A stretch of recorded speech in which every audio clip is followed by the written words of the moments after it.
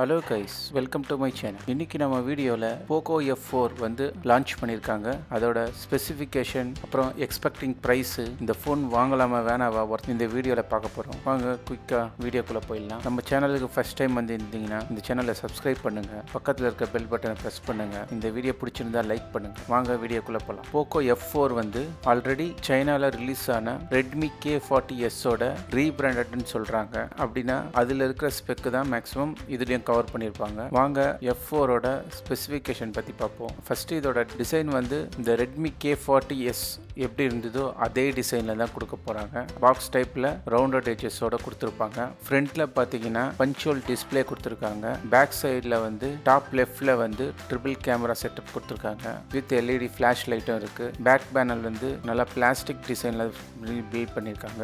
இதுதான் இந்த ஃபோனோட டிசைன். டிஸ்பிளே பற்றி பார்த்தோம்னா இதோட டிஸ்பிளே வந்து 6.67 இன்ச் ஃபுல் HD ப்ளஸ் ஆம்ப்லோட் டிஸ்பிளேவோட கொடுக்குறாங்க. 120Hz ரீஃப்ரெஷ் ரேட்டோட வருது. இந்த டிஸ்பிளே வந்து கார்னிங் கொரில்லா கிளாஸ் 5 ப்ரொடக்ஷனோட வரும்னு சொல்கிறாங்க. அப்புறம் இதோட பீக் பிரைட்னஸ் பார்த்தீங்கன்னா 1300 நிட்ஸ் வந்து இருக்கலாம். இதுதான் இந்த ஃபோனோட டிஸ்பிளே. அப்புறம் இதோட ப்ராசஸர் பார்த்தீங்கன்னா ஸ்னாப்டிராகன் 870 சிப்செட் வந்து கொடுக்குறாங்க. 8GB RAM 256 ஸ்டோரேஜோட ரிலீஸ் பண்ண போகிறாங்க.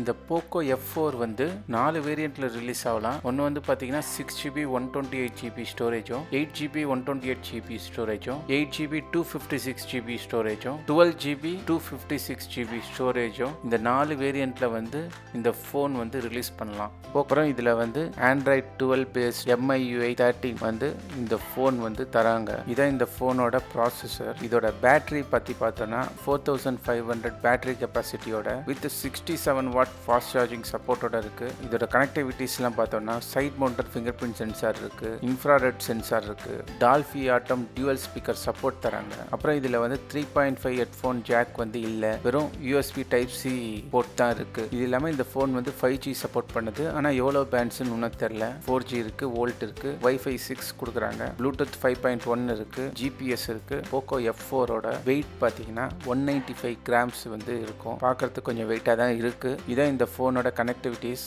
இந்த போகோ F4ஓட கேமரா பற்றி பார்ப்போம். கேமரா பார்த்தீங்கன்னா ட்ரிபிள் கேமரா செட்டப் வந்து பேக்கில் கொடுத்துருக்காங்க. அதில் பிரைமரி கேமரா பார்த்தீங்கன்னா 64 mega pixel OmniVision 64B sensor வந்து கொடுத்துருக்காங்க. இதோட அப்பச்சர் பார்த்தீங்கன்னா f1.89 கொடுத்துருக்காங்க. OIS சப்போர்ட்டும் இருக்கு. ரெண்டாவது கேமரா பார்த்தீங்கன்னா 8 mega pixel IMX 355 119 ultra wide sensor கொடுத்துருக்காங்க. இதோட அப்பச்சர் பார்த்தீங்கன்னா f2.2 அப்பச்சரோட வருது. 2 மெகா பிக்சல் மேக்ரோ சென்சார் கொடுத்துருக்காங்க. இதோட அப்பச்சர் பார்த்தீங்கன்னா 2.4 கொடுத்துருக்காங்க. ஃப்ரண்ட்ல செல்ஃபி பார்த்தீங்கன்னா 20 மெகா பிக்சல் செல்ஃபி கேமரா கொடுத்துருக்காங்க. அப்பச்சர் பார்த்தீங்கன்னா f2.5 கொடுத்துருக்காங்க. இதான் இந்த ஃபோனோட கேமராவோட ஸ்பெக். இப்போ இந்த ஃபோனை வாங்கலாமா வேணாமான்னு பார்த்தோன்னா இதோட ப்ரோஸ் பார்த்தோன்னா ஃபர்ஸ்ட் இது வந்து நல்லா ஸ்லிம்மாக இருக்க போகுது. ஃபோனு 7.7 mm தான் வந்து திக்னஸ் கொடுக்க போகிறாங்க. ரெண்டாவது ப்ரோஸ் பார்த்தீங்கன்னா 6.67 இன்ச் ஃபுல் HD ப்ளஸ் வந்து டிஸ்பிளே இருக்குது. அது ஒரு அட்வான்டேஜ். அப்புறம் 4K வீடியோ சப்போர்ட் இருக்குது. முக்கியமானது இதோட ப்ராசஸர் ஸ்னாப்டிராகன் 870 ப்ராசஸர் கொடுத்துருக்கிறதுனால ரொம்ப சூப்பரான ப்ராசஸர். அது எல்லா கேமுமே சூப்பராக வரும். எந்த லேக் எதுவுமே இருக்காது. நல்லாவே